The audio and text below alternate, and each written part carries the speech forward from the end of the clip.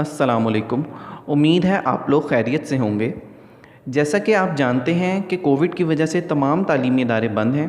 ऐसे में cantt public school system ने आप लोगों के लिए ऑनलाइन क्लासेस का आगाज़ किया है। स्टूडेंट्स, आज हमारी बायोलॉजी का फ़र्स्ट लेक्चर है जिसमें हम चैप्टर नंबर 1 को स्टार्ट करेंगे। चैप्टर नंबर 1 का नाम है इंट्रोडक्शन टू बायोलॉजी। बायोलॉजी के पेज नंबर 2 पे फर्स्ट लाइन में साइंस की डेफिनेशन है। Science is the study in which observations are made, experiments are done and logical conclusions are drawn in order to understand the principle of nature. Science एक ऐसा इल्म है जिसमें हम किसी भी चीज़ का बगौर मुताला करते हैं, यानी ऑब्जर्वेशन करते हैं, और फिर उस पर मुख्तलिफ एक्सपेरिमेंट्स करते हैं और उन एक्सपेरिमेंट्स की बेसिस पे कंक्लूजन्स यानी रिज़ल्ट्स को बनाते हैं।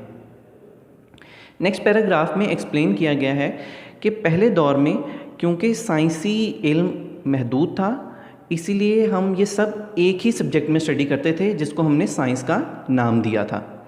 लेकिन जूँ जूँ साइंस तरक्की करती गई और साइंसी इल्म बढ़ता गया, हमने साइंस को भी मुख्तलिफ ब्रांचेस में तकसीम कर दिया, जिनमें bio, physics, chemistry, mathematics, computer शामिल हैं। स्टूडेंट, साइड बॉक्स में आपको डॉक्टर अब्दुल सलाम का एक कोट दिया गया है जिसमें कहते हैं scientific knowledge is the common heritage of Mankind, यानी साइंसी इल्म इंसानियत का वर्सा है। यानी ये साइंसी इल्म पहले के लोगों से अब तक के लोगों तक मुंतकिल होता आ रहा है।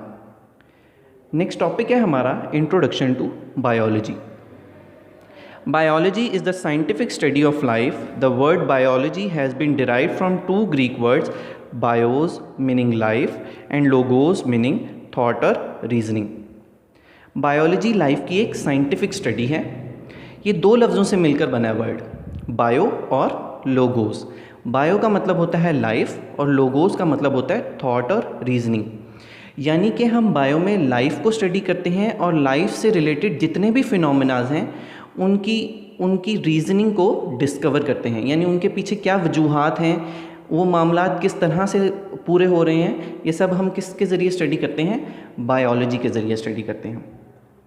लेकिन स्टूडेंट्स, हमें ये किस तरीके से डिसाइड करना है कि कौन सी चीज़ में लाइफ है, यानी वो एक लिविंग थिंग है, और कौन सी चीज़ में लाइफ नहीं है, यानी वो एक नॉन लिविंग थिंग है। तो इसके लिए हमें लाइफ को स्टडी करना ज़रूरी है।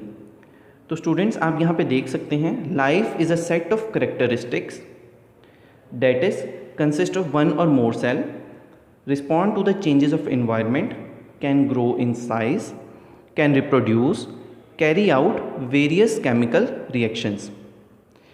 लाइफ इन खसूसियात का मजमुआ है, यानी कि ये खसूसियात जो हम अब आगे पढ़ने वाले हैं, ये जिन जानदारों में, जिन ऑर्गेनिज़म्स में पाई जाएगी, हम उसको लिविंग ऑर्गेनिजम्स कंसीडर करेंगे, यानी उसमें लाइफ होगी, और जिनमें ये करेक्टरिस्टिक्स, ये खसूसियात नहीं होंगी, हम उसको नॉन लिविंग थिंग कंसीडर करेंगे।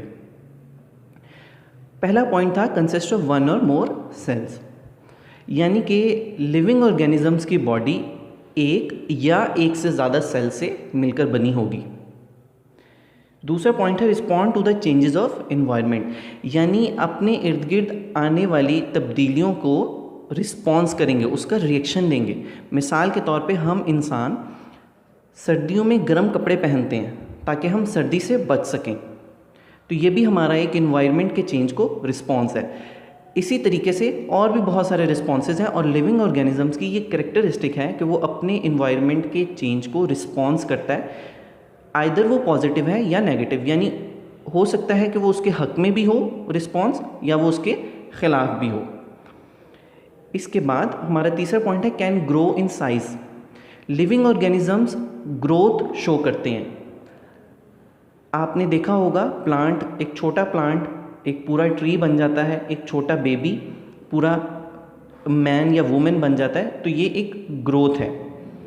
कैन रिप्रोड्यूस, अपने ही जैसे जानदार पैदा कर सकते हैं। लिविंग ऑर्गेनिज्म के करेक्टरिस्टिक्स में ये शामिल है कि वो अपने ही जैसे जानदार पैदा कर सकते हैं।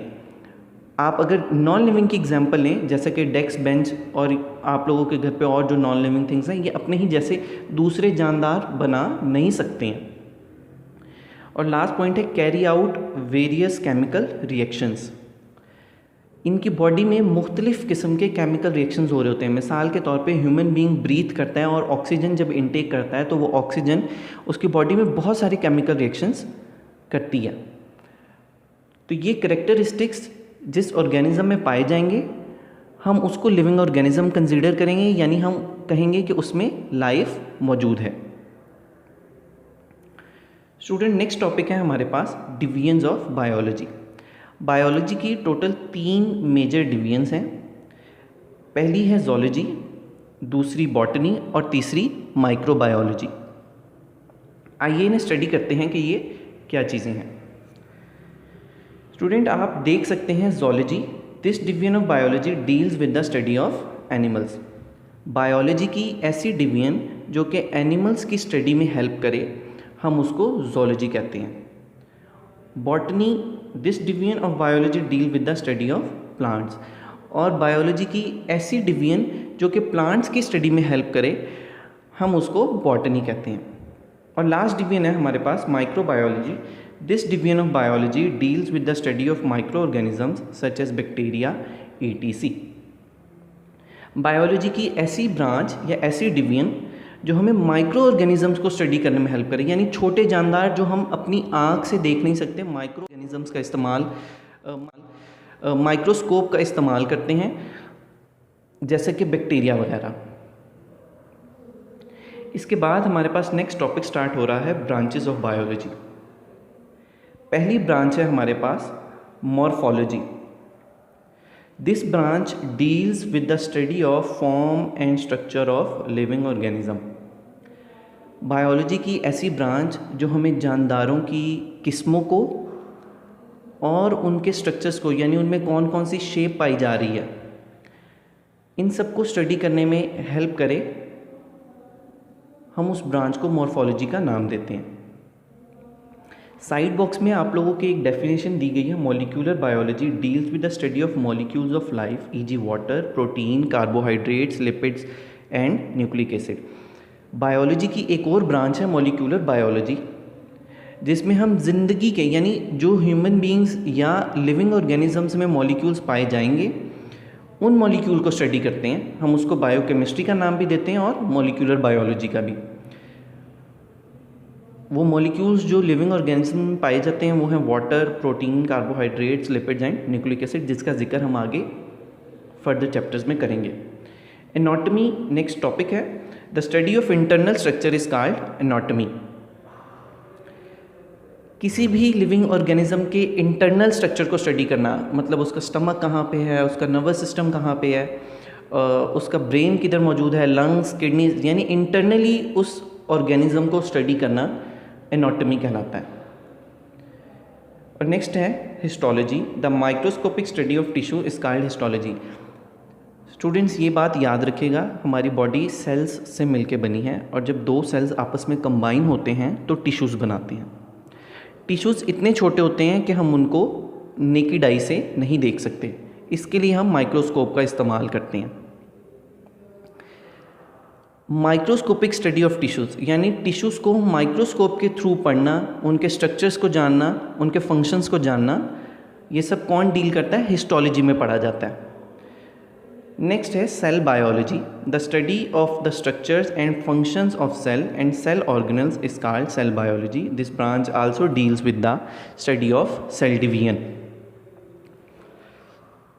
सेल के मुतल्लिक स्टडी करना, सेल में जो और छोटी चीज़ें पाई जाती हैं, जो छोटे छोटे पार्ट्स पाए जाते हैं, उनके मुतल्लिक स्टडी करना। सेल का काम क्या है, सेल बॉडी में कहाँ कहाँ मौजूद हैं, इस सब के मुतल्लिक हम किस में स्टडी करते हैं? सेल बायोलॉजी में। और एक और चीज़, हम सेल बायोलॉजी में सेल डिवीजन को भी स्टडी करते हैं। मतलब जब एक सेल 2 में डिवाइड हो और फिर वो 2 सेल मज़ीद 4 में डिवाइड हो, यानी जब सेल्स मज़ीद डिवाइड हों और एक और नया सेल बनाना शुरू करें, तो हम ऐसे टाइम पे ये सब किस में स्टडी करते हैं? सेल बायोलॉजी में स्टडी करते हैं। नेक्स्ट ब्रांच है physiology. This branch deals with the study of function of different parts of living organisms. Physiology में हम लिविंग ऑर्गेनिजम्स के मुख्तलिफ़ पार्ट्स को डिटेल में स्टडी करते हैं, उनकी मूवमेंट्स को स्टडी करते हैं, उनके इंटरनल स्ट्रक्चर्स को, एक्सटर्नल स्ट्रक्चर्स को और उनके फंक्शंस को स्टडी करते हैं कि वो हमारी बॉडी में क्या काम दे रहे हैं। स्टूडेंट्स, होप सो कि आप लोगों को आज का लेक्चर समझ आया होगा और इसको अच्छे से रिवाइज़ कीजिए। उम्मीद है स्टूडेंट्स आप लोगों को आज का लेक्चर समझ आ गया होगा। आप लोग इस लेक्चर को 2 से 3 बार रिवाइज़ कीजिए और अच्छे से याद कर लें। डेफिनेशंस को बुक पे मार्क कर लें। मैंने आपकी बुक पे ये डेफिनेशंस मार्क कर दी हुई हैं। आप लोग भी इसे अच्छे से याद कीजिए और अपनी बुक पे मार्क कर लीजिए। अल्लाह आपका हामी नासिर।